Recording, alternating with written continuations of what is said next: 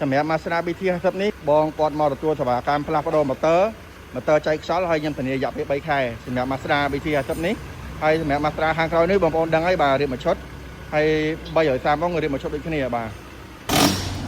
Mazda BT50 អានេះធ្វើការដោះលាងហើយនឹងផ្លាស់ប្ដូរម៉ូទ័រចែកខ្យល់បាទហើយឥឡូវនេះមកដល់ប្រុសខាងក្រោយនេះជាក់ចែងថ្ងៃហើយផ្ទះកញ្ច្រែងក្តៅហើយដោះលាងបាទ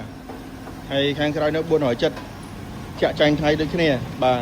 នៅកំពុងដោះឆែកមើលបាទ470ខាងក្រោយ330រៀបមួយឈុតគេគេគប់ចាក់ដែរចាប់ឡើងតាមបាទ